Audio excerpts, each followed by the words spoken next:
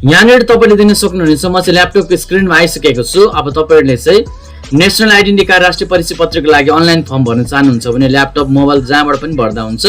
मोबाइलमा हुनुहुन्छ भने तपाईले डेस्कटप साइटमा लगेर गर्न सक्नुहुनेछ।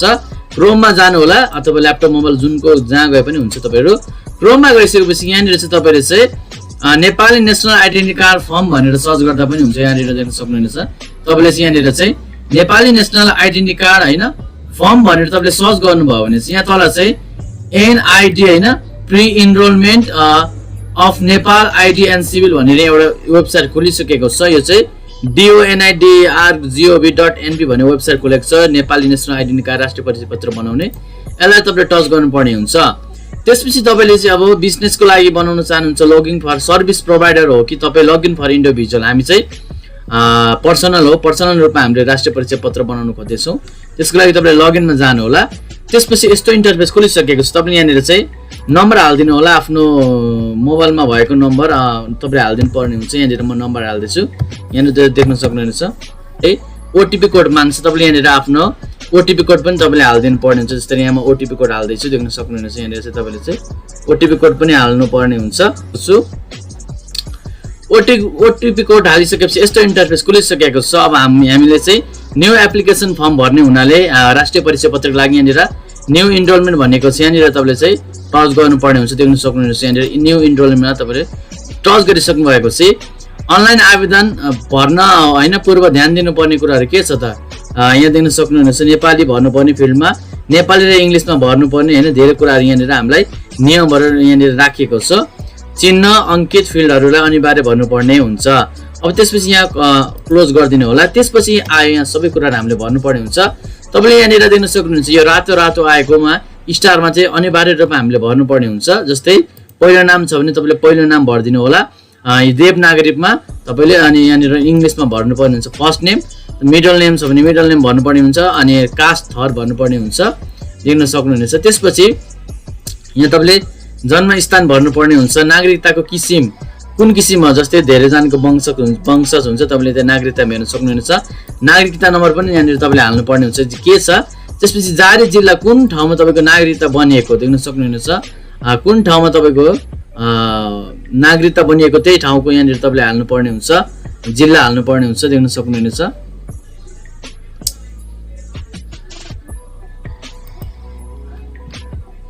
त्यसपछि तपाईले यहाँ तल आएर लिङ्ग तपाईको लिङ्ग पनि हाल्नुपर्ने हुन्छ। तपाई मेल हो कि फिमेल। त्यसपछि यहाँनिर चाहिँ वैवाहिक स्थिति म्यारिड हो कि सिंगल हो तपाईले यहाँनिर अनि यहाँ एकल महिला हो कि हैन सम्बन्ध विच्छेद विदुर के हो यहाँ मैले सिंगल हालिसकेको छु। त्यसपछि पितृको स्थिति त्यसपछि यहाँनिर फर्स्ट नेम तपाईले इङ्ग्लिसबाट लेख्नु पर्ने हुन्छ लास्ट नेम। त्यसपछि नागरिकताको किसिम त्यसपछि नागरिकता नम्बर जारी मिति सम्पूर्ण कुराहरू हामीले राखिसकेपछि शैक्षिक योग्यता कति हो तपाईले यहाँनिर छान्न सक्नुहुनेछ हैन। अनि पितृत्वको स्थिति छ थाहा छ कि छैन पहिलाको तपाईको बाबुआजीको बारेमा अननोन गरिदिएको छु मैले। यसरी देख्न सक्नुहुन्छ सिंगल हो कि सबै कुराहरू गरिसकेपछि तपाईले यहाँनिर नेक्स्टको बटनमा तपाईले चाहिँ फर्स्टको लागि नेक्स्टको बटनमा यहाँनिर टच गर्नुपर्ने हुन्छ। त्यसपछि देख्न सक्नुहुन्छ नेक्स्टको बटनमा टच गरिसकेपछि कन्ट्याक्ट डिटेल आइसकेको छ। तपाईले यहाँनिर आफ्नो फोन नम्बर हैन त्यसपछि प्रदेश यहाँनिर एप्लिकेसन पर्मानेन्ट एड्रेस भनेको छ। तपाईले आफ्नो थायी रूपमा बसोबास गर्ने यहाँनिर सम्पूर्ण जानकारी तपाईले भर्नुपर्ने हुन्छ। त्यसपछि गाउँ टोल अनि भिलेज टोल वडा नम्बर तपाईले सम्पूर्ण भर्नुपर्ने हुन्छ। तल आएर चाहिँ पर्मानेन्ट यो चाहिँ कपी पर्मानेन्ट एड्रेस भने यहाँ टिक लगायो भने सेम माथिको जस्तै हुन्छ। तपाई अरू ठाउँमा अहिले बसोबास गर्दै हुनुहुन्छ भने त्यसको लागि यहाँ तपाईले भर्नुपर्ने हुन्छ। म यो तपाईलाई भरेर देखाइ हाल्नेछु। तपाईले कन्ट्याक्ट डिटेलमा आफ्नो हैन तपाईले अस्थायी रूपमा बसोबास गर्ने र यहाँनिर थायी रूपमा बसोबास गर्ने सबै कुराहरू जानकारीहरू भर्नुपर्ने हुन्छ।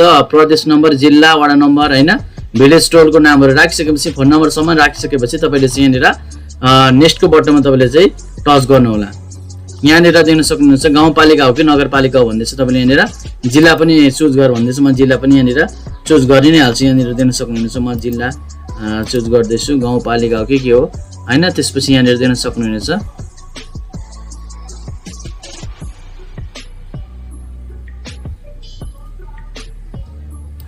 यहाँनिर तपाईले कन्ट्याक्ट डिटेलहरु फोन नम्बर त नभर्दा पनि हुन्छ। तपाईले भर्दा पनि हुन्छ। सम्पूर्ण राखिसकेपछि तपाईको स्थानीय थाई अस्थायी सबै टोल प्रदेश सबै राखिसकेपछि तपाईले यहाँनिर चाहिँ नेक्स्ट गरिदिनु होला। देख्न सक्नुहुन्छ यहाँनिर तपाईँले चाहिँ नेक्स्ट गरिदिसकेपछि फ्यामिली डिटेल्स भनेर परिवारको सम्पूर्ण कुराहरू तपाईँले भन्नुपर्ने हुन्छ। फादरको पहिलो नाम भन्नुपर्ने हुन्छ। यहाँनिर चाहिँ तपाईँले चाहिँ फादरको पहिलो नाम भन्नुपर्ने हुन्छ। त्यसपछि बिचको नाम अनि थर अनि नागरिकताको होइन प्रमाणपत्र नम्बर फादरको यहाँनिर तपाईँले भन्नुपर्ने हुन्छ। त्यसपछि राष्ट्रियता के हो तपाईँले सम्पूर्ण कुराहरू तपाईँले यहाँनिर भर्नुपर्ने हुन्छ। त्यसपछि यहाँनिर चाहिँ फर्स्ट नेम इङ्ग्लिसबाट पनि भन्नुपर्ने हुन्छ। First name, middle name, last name, राष्ट्रिय परिचय पत्र नम्बर पनि भन्नुपर्ने हुन्छ बुवाको। त्यसपछि प्रदेश भनिएको छ कपी सेम फादरको होइन कुन ठाउँमा नागरिकता बनिएको यहाँनिर प्रदेश पनि तपाईँले यहाँनिर चुज गर्नुपर्ने हुन्छ। सम्पूर्ण कुराहरू तपाईँले यहाँनिर चुज गर्नुपर्ने हुन्छ। वडा नम्बर कुन हो, विदेशमा हुनुहुन्छ भने विदेशको ठेगाना पनि तपाईँले यहाँनिर भर्नुपर्ने हुन्छ। त्यसपछि यहाँनिर तपाईँले चाहिँ आमाको हजुरआमाको नाम हजुरबुवाको सम्पूर्ण कुरा डिटेलहरू तपाईँले यहाँनिर भर्नुपर्ने हुन्छ। मदरको होइन सेम प्रदेश कुन प्रदेशमा बस्नुहुन्छ होइन। पर्मानेन्ट तपाईँको यो थाहै हो है तपाईँको कुन ठाउँमा नागरिकता बनेको त्यही ठाउँको सम्पूर्ण इन्फर्मेसन भर्नुपर्ने हुन्छ। गाउँ टोल विदेशी ठेगाना यहाँनिर तपाईँले भर्नुपर्ने हुन्छ। त्यसपछि ग्रान्ड फादरको त्यसपछि यता होइन हजुरबुवाको यहाँनिर देख्न सक्नुहुन्छ तपाईँले हजुरबा हजुरआमाको नाम अनि बुवा आमाको सम्पूर्ण नाम अनि बिचको नाम त्यसपछि थर राष्ट्रिय परिचय पत्रको नम्बरहरू सम्पूर्ण कुराहरू तपाईँले यहाँनिर भर्नुपर्ने हुन्छ। अनि अलिकति तल आइसकेपछि त्यसपछि प्रदेश होइन त्यसपछि तपाईँको जिल्ला वडा नम्बर अनि यो गाउँपालिका सम्पूर्ण कुराहरू तपाईँले सिलेक्ट गर्नुपर्ने हुन्छ। अनि नागरिकताको प्रमाणपत्र नम्बर राष्ट्रिय परिचय पत्र नम्बर त्यसपछि अन्तिममा तपाईँले यहाँनिर नेक्स्ट गर्नुपर्ने हुन्छ। अब त्यसपछि अन्तिममा भनेपछि तपाईँले यहाँनिर चाहिँ एपोइन्टमेन्ट लिने डेट चाहिँ तपाईँले फिक्स गर्नुपर्ने हुन्छ। बायोमेट्रिक दिने ठाउँ कुन ठाउँमा तपाईँ बायोमेट्रिक दिन चाहनुहुन्छ होइन।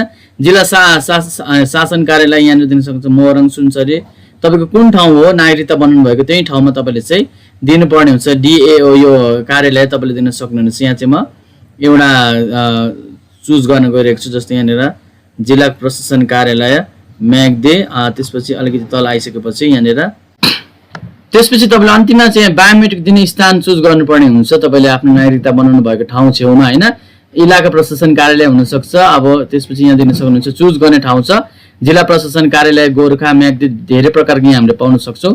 अहिलेलाई मैले यहाँ इलाका प्रशासन कार्यालयमा चुज गरेँ। त्यसपछि यहाँ तपाईँले कुन मितिमा तपाईँले भ्याउनुहुन्छ त्यही मिति तपाईँले यहाँ चुज गर्नुपर्ने हुन्छ। जस्तै 2080 सालको अब जेठको कति तपाईँ जान चाहनुहुन्छ 24 गते जान चाहनुहुन्छ कि होइन यसरी तपाईँले यहाँनिर चुज गर्नुपर्ने हुन्छ। यही हेर्न सक्नुहुनेछ।